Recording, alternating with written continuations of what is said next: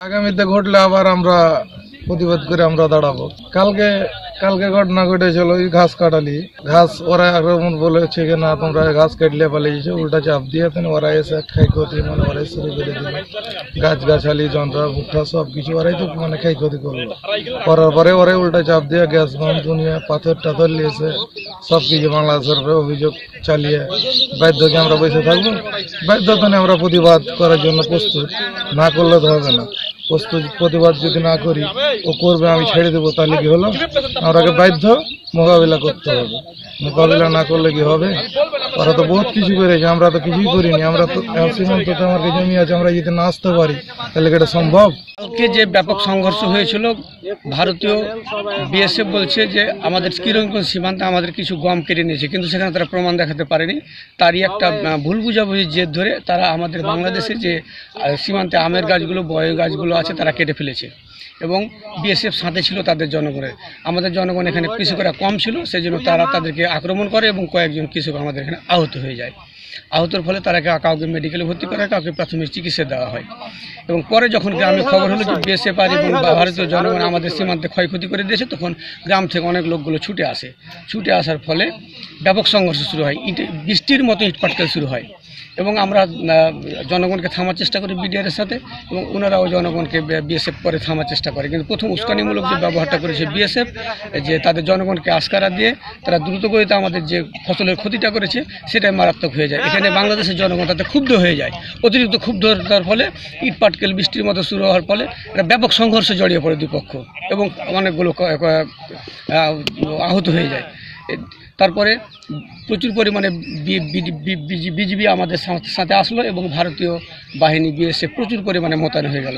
পরে পতাকা বৈঠকের মাধ্যমে এটা সমাধানের দিকে হলো। আমাদের সমাধান হলো যে তারা ভুল স্বীকার করেছে এবং বলেছে অনাকাঙ্ক্ষিত কারণে আমরা দুঃখিত।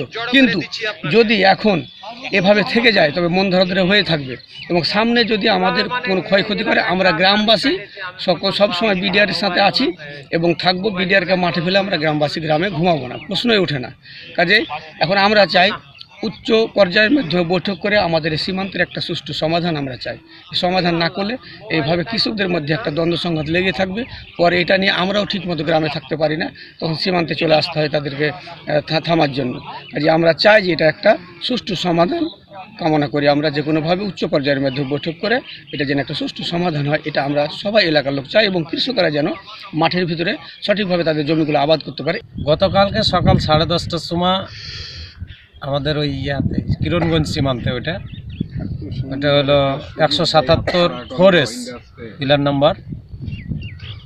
আগে তো ছিল গত 3 দিন, এর আগে যে 6 তারিখ 7 তারিখ 8 তারিখ উত্তেজনা ছিল, ওইটা ছিল 1S 2S 3S, আর এটাই হলো 4S। 10:30টার সময় আমার খবর পেয়ে গেলাম, তো দেখছি যে ওদের বিএসএফ নিজেই আমাদের বাংলাদেশের পাবলিকের উপরে বোম নিক্ষেপ করছে, বাংলাদেশের পাবলিককে পাথর চালাচ্ছে। ওদের তো আর পাথরের অভাব নাই।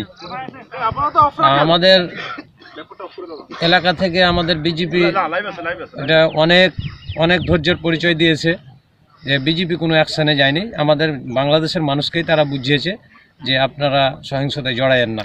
আগামী এখন দেখা গেল যে আমাদের যদি এরকম চলতেই থাকে, বিগত দিনে বিগত 6 তারিখ 7 তারিখ 8 তারিখ গোটা ওয়ার্ল্ড দেখলো যে চৌকা সীমান্তে কী ঘটতে গেল। ওরা তো আইন লঙ্ঘন করে সব কিছু করতে যাচ্ছে এবং করছে।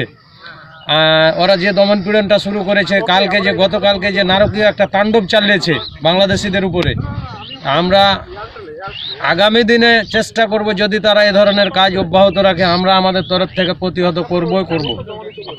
সীমান্তের পরিস্থিতি এখন স্বাভাবিক। আমাদের রুটিন যে পেট্রোল আছে তারা সীমান্তে টহল কার্যক্রম পরিচালনা করছে। বর্তমান পরিস্থিতি স্বাভাবিক এবং যে কোনো পরিস্থিতির জন্য বিজিবি প্রস্তুত রয়েছে। সিদ্ধান্তের ফলেই তো এখন হয়েছে যে বর্ডার এখন কাম এন্ড কোয়াইট।